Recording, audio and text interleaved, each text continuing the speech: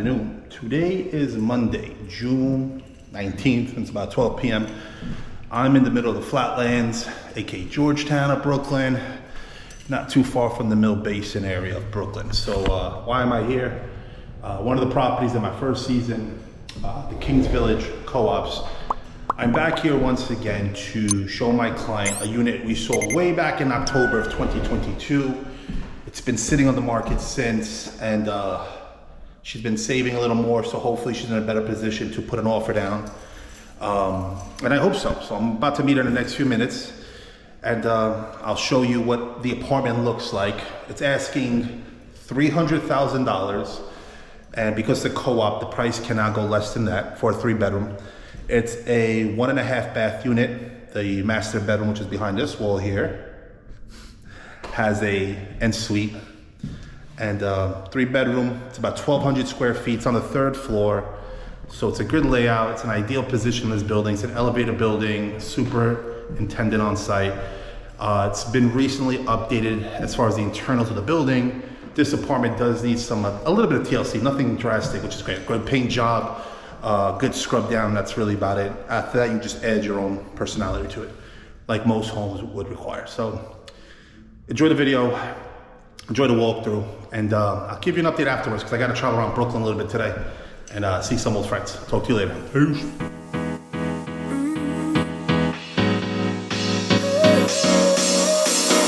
Work is almost over, summer's getting closer. No time to be sober, sunshine on my shoulders.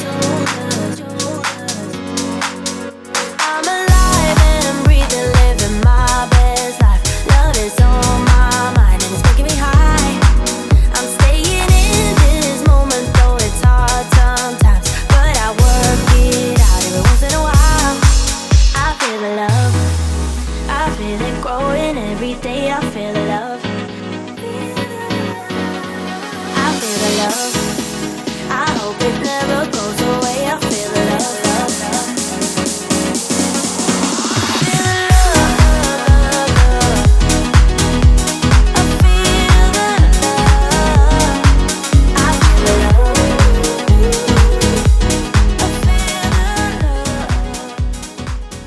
A few moments later. Yo, so I wanted to give you a quick update in regards to my client from Brooklyn with the co-op. If you don't know, there's a lot of moving pieces in real estate transactions. In general, there's a lot of moving pieces in any transaction in sales of any type. But with this situation, there was more of a conscious decision and an emotional one made. So from the first time my client and I saw this unit, it was in October of 2022. Now, at the time of this recording, I'm in July of 2023. So that's a few months out. That's almost 9 months, 10 months, who knows? I'm not gonna do the math. So we waited and waited and waited. Now, my client makes excess of $80,000 a year. Their credit scores through the roof. They are a parent of 2 children, 1 special needs. So they have a lot on their plate. And for them to financially put them in a position to afford a $300,000 home co-op, whatever you want to refer to it as, that's impressive, especially in New York City. A lot of you people will look at those TV shows with all the bougie apartments and think anybody could afford a $20 million apartment. And this person did everything right in their life through their struggles to be able to afford a home or qualify for a home. Well, why I say it that way, it's because when we put in an offer for my client, they were instantly approved for the purchase of that home. The lenders were like, they're good. The sellers were like, we'll accept. The one thing is this, the cost of it all. This person had a company 401k, you would say, had tens of thousands of dollars in there.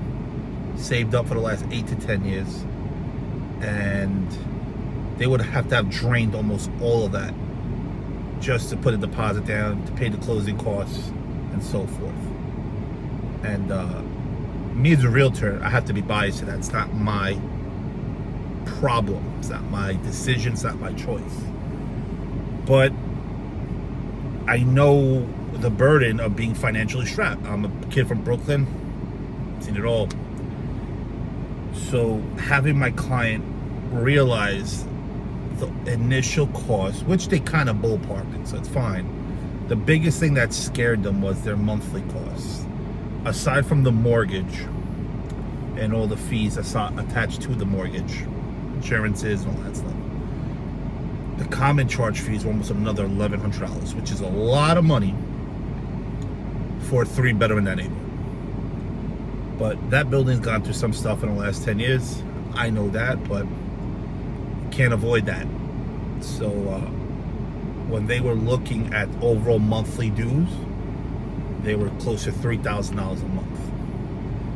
Now, most knuckleheads in this city will be like, well, $3,000 for a 3-bedroom, 1,100 square feet, that's a good deal. It is. It is when your parents are paying for it, or you're making $150,000 a year and you're renting. But when you're putting $60,000 aside, you got kids, you still got to pay utilities, you got to move. It's a lot of money. It's a lot of money. And they pulled out of the deal almost immediately after being accepted. Now, you would think I would be like, damn, that sucks. But no. I was actually happy. I didn't want them to blow everything they worked hard for. Granted, renting is not the dream scenario for most people, but is it easier to rent when you could afford it and still have money in the bank for rainy days? Yeah, I mean, that's kind of how most New York City lives on. And in this city, people will come and flock here and say, if you can make it here, you can make it anywhere. It's not necessarily true. If you can make it here, you're probably wasting a lot more money than you should be. So being someone who was born and raised in Brooklyn and has seen the cost of everything go through the roof in the city, when I travel to other cities and states and know I can save $1 or $2 over there, it's a big deal for me. I didn't come from wealth, nor am I living in wealth. And I always say I try to do nice things within my means, my financial means. But my client did pull out of that deal. That agent's probably pissed off at me. It is what it is. It happens. It's happened to me on the other side of the spectrum. But I wanted to give you an update that my client did pull out of that deal, unfortunately. And fortunately, I'm not sad. I mean, she was a referral client, and I would have made probably a few bucks out of the deal once all my dues are paid and my referral fees are paid off. I did it more for her because I got attached to her situation and I wanted to help. But inventory is limited, prices are always climbing, and by the time she closed, the interest rates actually jumped up past 7%. So she would have paid a lot more than $3,000 a month. That's the unfortunate reality that we're in, and that's the state of our economy. Now, 7%, 6.5% bad? Not necessarily. If you could afford it, it's not bad. But for her, affordability was a big deal, and comfortability. So I advise her to stick with her job, stick with what she's doing, stick with her family, and if she can have that same job in another state, which sometimes they offer, to go for it.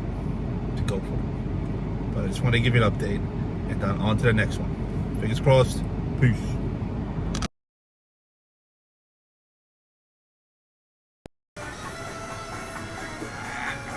Ahí está. You got it, Dan. ¿Hace cuánto que no nos Yo, today is June 25th. Summer's officially here. So is the weather. I, myself, am driving to Brooklyn. I'm actually already in Brooklyn. And I'm in the Flatlands. Again, not to see a co-op, but to see another garage. A client from last year, or last season, wants to see another garage because he likes investing his money. And the one thing he's good at is auto body shops. So where his new location is, about 10 minutes away, is another one, and actually probably even closer than that. And what we're gonna try to do is go take a look at the new spot and go from there. So wish us luck. Later.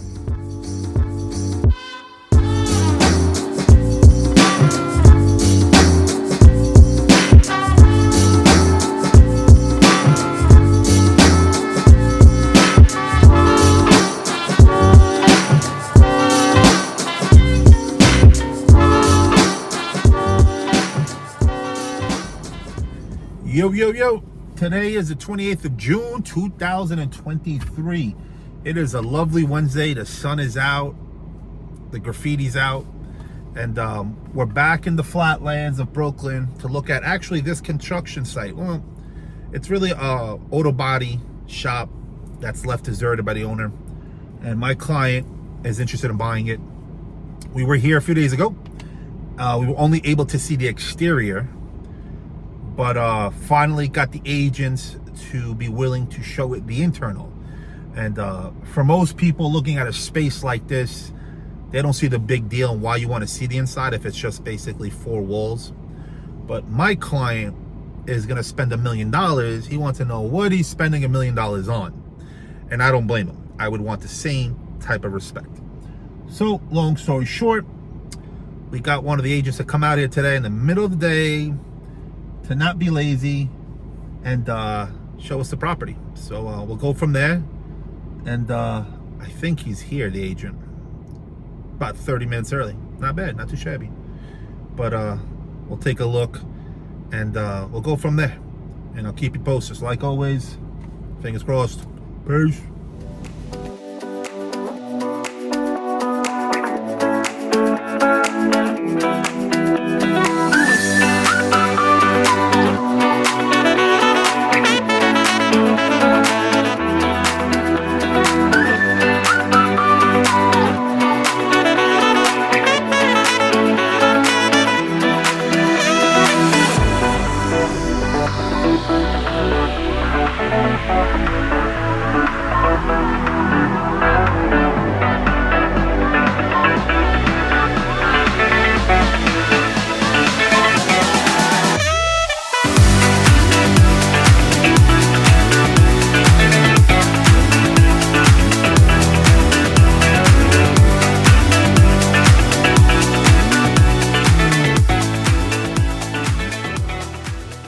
Many months later. Today is September 15th, and pardon my attire, doesn't look very professional, but I just got out of the gym and I'm having myself a protein cookie, so bear with me. But I want to give you a recap. You just watched this whole video and don't understand what the hell's going on probably, or any updates. So my client that wanted to buy that co-op in Brooklyn got accepted within 24 hours. I was excited. She was excited. With her excitement was confusion. What she failed to realize, and of course I explained this to her, but early on in our journey, but she kind of forgot because she was excited, was what she'd be paying monthly total cost. And it was somewhere around $3,200. To say to yourself, well, I'm going to put $60,000 down. Well, I got to pay a lawyer, whatever their fee is, because I don't actually know. It varies. Then I got to pay moving costs. Then I got to start paying monthly dues, your mortgage, etc. And she got scared. She'd never seen a number like that. It's like $3,200. She's paying rent currently like $2,000, so it's like doubling her rent almost for her, and she got scared. So she had buyer's remorse and pulled out of the deal. We didn't sign a contract yet, so she could do that without losing money or anything like that. So it was out of a deal. But in real estate, with every high comes a low, and with every low comes a high. So we took a few months off, she's striving at work. She's doing great, and we'll see what happens in the future for her. I basically encourage her to work at her same job, but relocate to another state where cost of living is probably cheaper. I mean, as much as I love Brooklyn, it's not going to get any cheaper. And then let's talk about Putnam Valley. So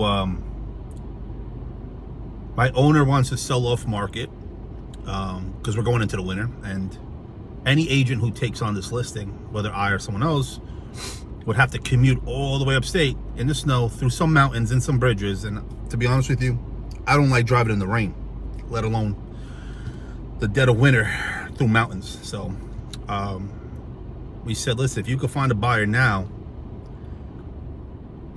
sell it at the price you want to take home. But if not, we'll just put it on the market in June, and we'll ask like $500,000 or whatever that number looks like at that time.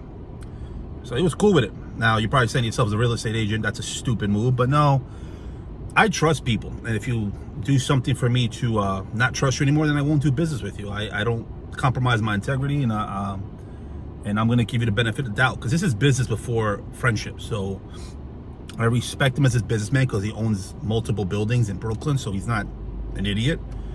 And he's been honest with me since day one, so there's no reason to back out now. As long as I do what I do and stay within my realm of business, we should be good. But